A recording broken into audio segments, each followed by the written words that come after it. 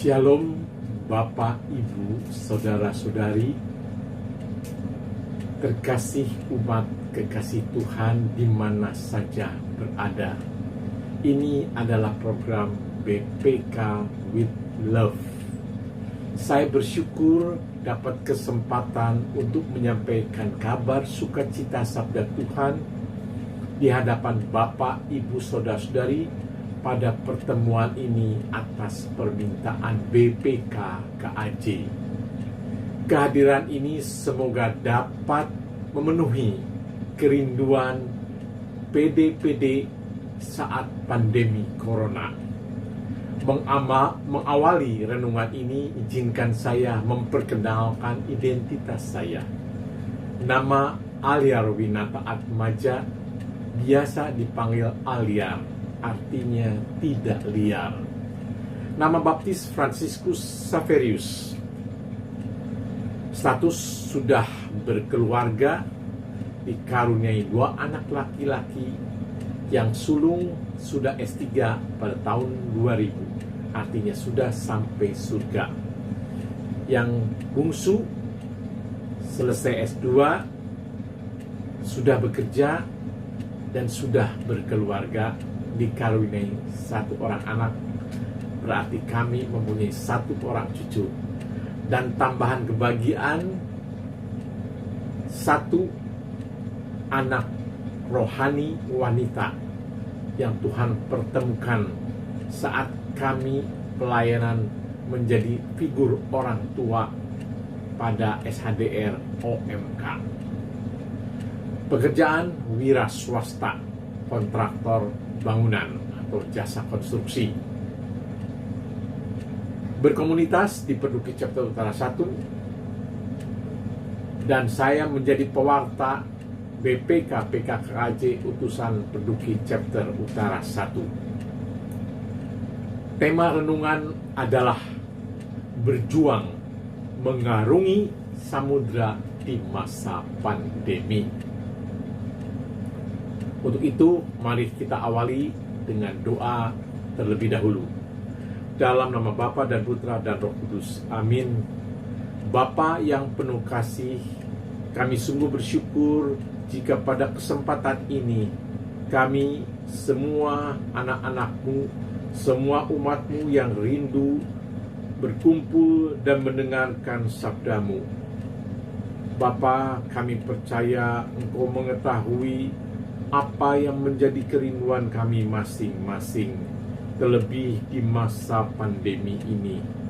Bapa, saat ini kami mohon kepadamu air kehidupan bagi hati kami, untuk kami dapat siap menerima taburan benih yang akan ditaburkan bagi kami, sehingga benih ini dapat bertumbuh dengan kuat,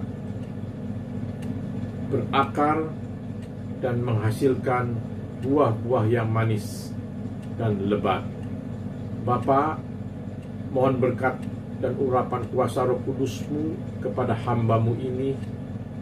Hamba-Mu ini sangat terbatas, namun kami sungguh bersyukur punya Allah yang tidak terbatas, dan kami percaya pertolongan kuasa Roh Kudus akan menyertai renungan kami pada saat ini. Berikanlah kepada kami, umat-Mu yang rindu mendengarkan, hati seorang murid. Dan mohon juga Engkaulah yang berbicara-bicara dan menyatakan sabda-Mu. Biarlah semuanya hanya keluar dari sabda-Mu. Pakailah hamba-Mu, mulut, bibir, hati, dan budi pikiran hamba. Terima kasih. Doa ini kami panjatkan hanya dengan pengantaran Tuhan kami Yesus Kristus. Amin. Dalam nama Bapa dan Putra dan Roh Kudus. Amin. Baiklah, kita lanjutkan dengan tema kita, yaitu, saya ulangi lagi, berjuang mengarungi samudra di masa pandemi. Berjuang berarti mengusahakan untuk mendapatkan sesuatu dengan berbagai usaha yang penuh kesukaran dan pengorbanan. Mengarungi samudra berarti menempuh atau melintasi lautan yang penuh kesukaran dan bahaya. Kalau pandemi kita semua sudah tahu, berarti wabah yang terjadi serentak secara global di dunia. Kita sudah tahu banyak dan mengalami dampak langsung pandemi corona yang tengah melanda bumi Indonesia kita tercinta, dan sudah hampir 80% negara-negara di dunia yang terjangkit. Tanpa terasa, sudah 2 bulan kita yang tinggal di Jakarta diberlakukan PSBB. Seperti kita ketahui bersama, wabah pandemi corona ini bukan hanya sekedar virus biasa, tetapi sangat ditakuti karena daya penyebaran dan belum diketemukan vaksin pemunahnya. Telah terjadi banyak korban jiwa tanpa memandang strata kehidupan manusia. Juga mereka pahlawan kemanusiaan, para dokter, tenaga medis, perawat, relawan-relawati juga sudah banyak yang berguguran. Selain korban jiwa, pandemi ini sudah berdampak timbulnya kegalauan serta meluluh lantakkan sendi-sendi kehidupan seperti kesehatan, ekonomi, sosial budaya, pendidikan, lingkungan hidup, dan lain-lain. Langkah-langkah preventif mulai diberlakukan, dan dari himbauan social distancing, pakai masker, cuci tangan, desinfektan, serta diberlakukan pengawasan di lapangan seperti di sekolah-sekolah, kantor-kantor, pertokoan, stasiun berbagai transportasi, ruang-ruang publik, peraturan agar sekolah, kerja, ibadah di rumah atau WFH menyadarkan banyak pihak bahwa wabah virus COVID-19 sangat serius dan berbahaya bagi semua orang. Selain banyaknya dampak negatif yang ditimbulkan COVID-19, sebagai umat beriman, kita patut bersyukur dengan diberlakukannya WFH. Kita sebagai anggota keluarga telah dipersatukan, tinggal dan beraktivitas di rumah, sekaligus bisa kumpul doa bersama lengkap satu keluarga, setiap hari meminta pertolongan kepada Tuhan. Juga kita patut bersyukur dengan adanya kemajuan teknologi telekomunikasi yang sudah begitu canggih, via handphone, internet, dan lain-lain, memungkinkan kita menjangkau keluarga atau teman bisnis atau juga teman komunitas, ataupun beribadah dari tempat-tempat yang berbeda, dapat berkumpul dan berinteraksi bersama via video call atau Zoom.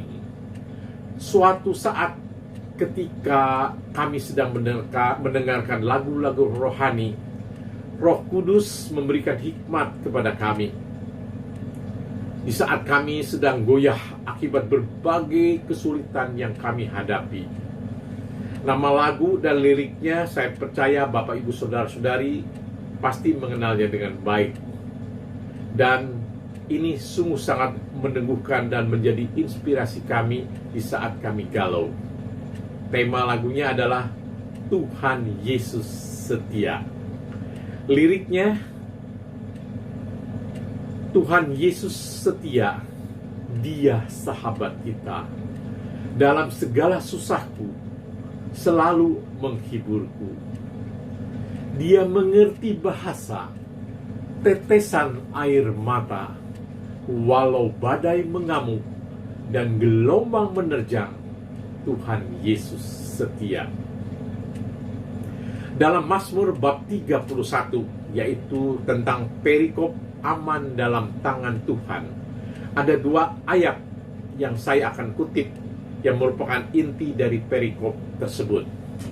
Ayat 22, terpujilah Tuhan, sebab kasih setianya ditunjukkannya kepadaku dengan ajaib pada waktu kesesakan.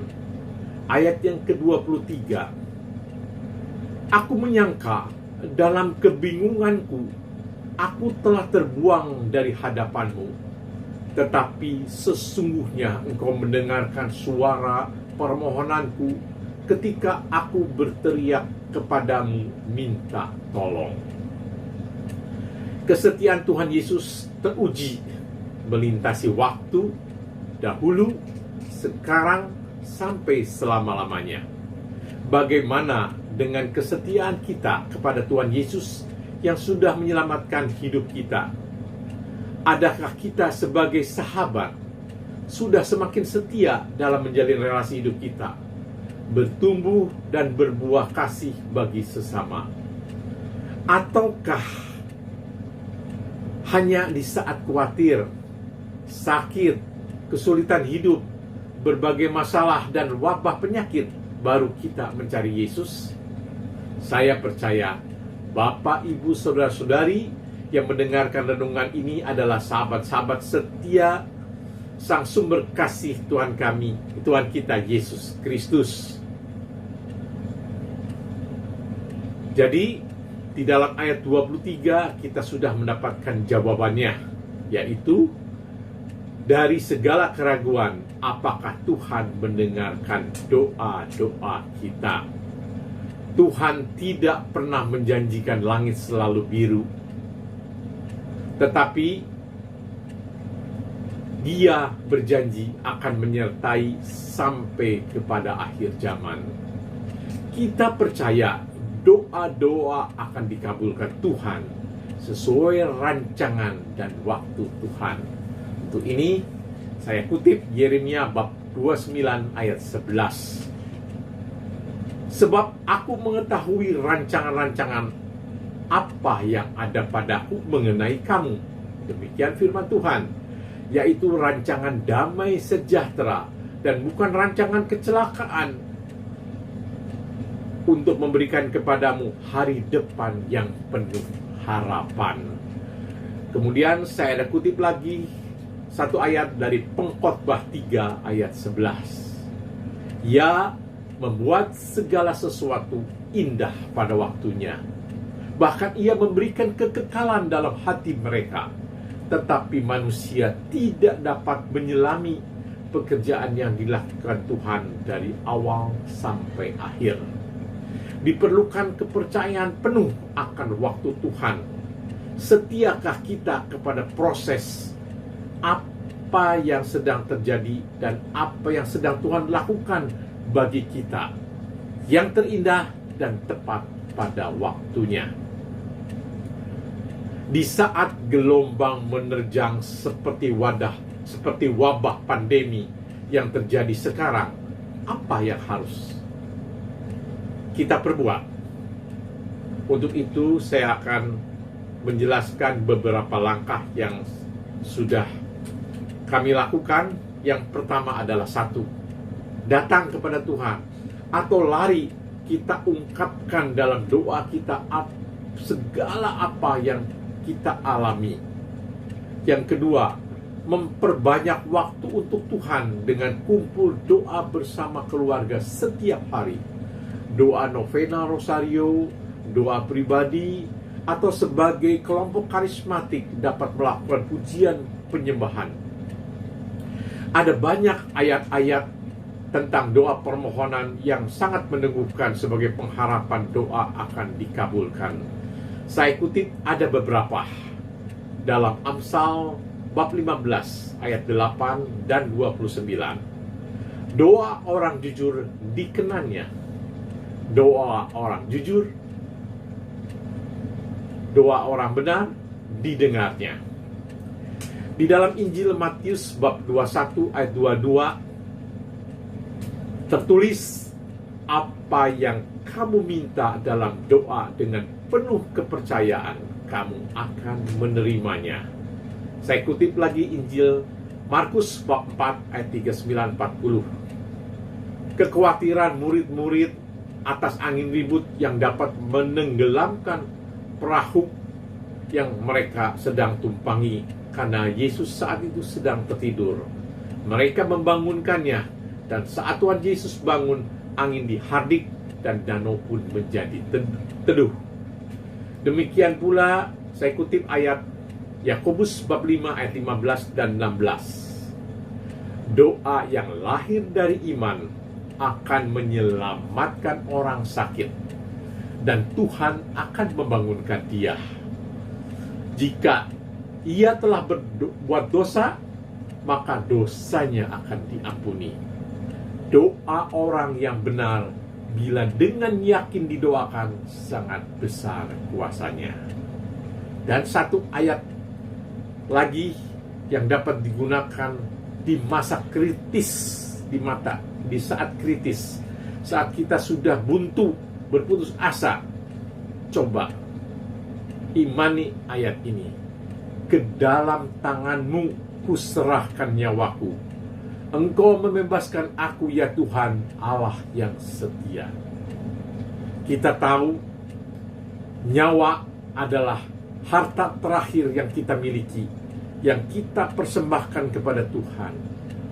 Kita percaya berarti kita sudah totalitas menyerahkan seluruh keberadaan kita dengan segala kesulitan hanya ke dalam tangan Tuhan. Kita percaya ada usaha yang dapat kita lakukan, ada usaha yang Tuhan akan lakukan bagi kita. Kemudian langkah yang ketiga adalah berusaha baca atau dengarkan firman Tuhan setiap hari. Ada banyak ayat-ayat dalam renungan-renungan yang dapat menjadi andalan untuk menghibur serta meneguhkan keresahan hati dan menyikapi situasi yang sedang terjadi. Kembali kita bersyukur di saat pandemi ada alat komunikasi sudah sedemikian canggih sehingga kita dapat mudah mendapatkan apa saja yang dibutuhkan. Yang keempat, menghadiri perayaan Ekaristi sesering mungkin walau via live streaming. Ada banyak kesempatan waktu tayang yang sangat bervariasi, mulai dari siaran-siaran paroki-paroki ke AJ serta lintas keuskupan, walau kita tidak dapat menyambut hosti kudus atau komuni kudus. Sebagai penutup, saya mau men-sharingkan apa yang saya alami di masa pandemik. Sejak awal wabah COVID terjangkit di Indonesia, kami sekeluarga segera datang kepada Tuhan dengan mengajak doa bersama dengan anak-anak kami.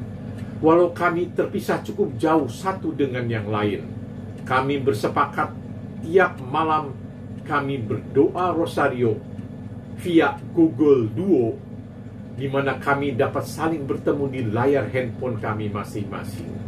Setiap pagi kami masing-masing rindu menghadiri perayaan misa harian via live streaming. Dari berbagai informasi yang dapat kami peroleh, mulai dari siaran-siaran paroki ke AJ hingga lintas keuskupan, sesuai dengan jam yang sesuai dengan waktu kami masing-masing. Renungan-renungan harian kami dapatkan dari berbagai romo atau sumber-sumber resmi sebagai makanan rohani kami.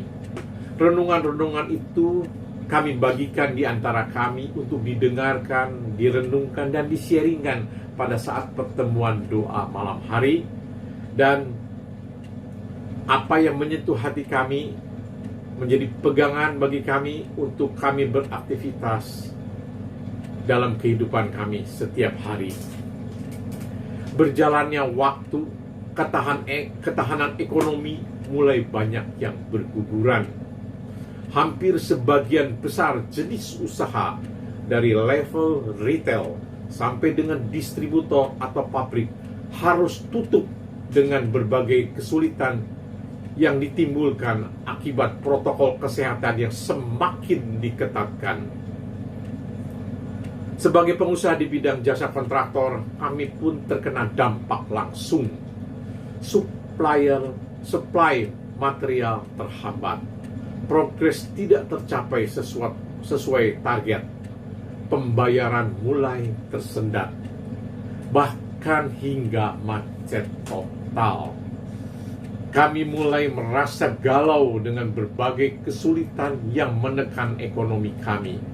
kewajiban bayar sangat besar kepada supplier, kepada tenaga kerja yang harus dibayar setiap minggu. Sementara ada juga kewajiban yang lain, yaitu membayar bunga bank atas modal kerja yang sudah kami gunakan. Sementara piutang progres kerja belum bisa kami terima tanpa ada kejelasan kapan bisa dibayarkan. Kami bersyukur dengan berdoa setiap malam, ikut misa harian tiap hari, dan baca firman atau renungan tiap hari membuat kami dapat saling meneguhkan untuk tetap setia, taat, bertekun dalam pengharapan akan datangnya pertolongan Tuhan Yesus seturut waktunya. Setiap peristiwa selama hari-hari PSBB yang Tuhan izinkan kami mengalaminya telah membentuk iman kami semakin dewasa untuk menyikapi kesulitan yang kami hadapi. Seminggu sebelum Hari Raya Idul Fitri, tekanan dari berbagai pihak, supplier, pekerja, perbankan terus mengejar kami. Kapan kami bisa bayar kewajiban kami? Semua kami hadapi dengan bicara baik-baik kepada mereka sesuai apa adanya kesulitan kami. Kami bersyukur mereka tidak menggunakan kekerasan.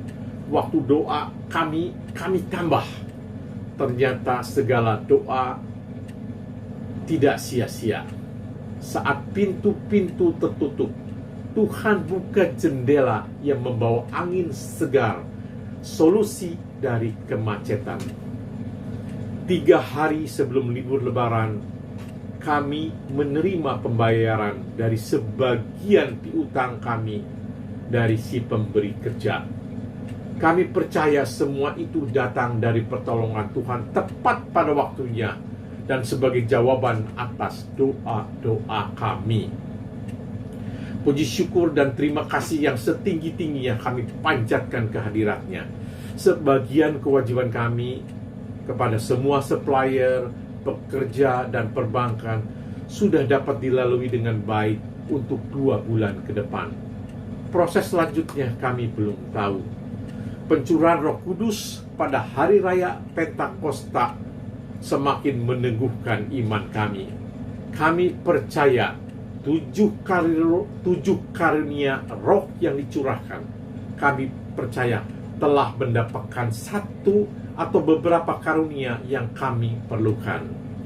Sekian sharing kami, semoga dapat menjadi berkat bagi Bapak, Saudara, Saudari yang telah berkenan mendengarkan renungan kami. Tuhan Yesus memberkati kita semua. Marilah kita tutup dengan doa.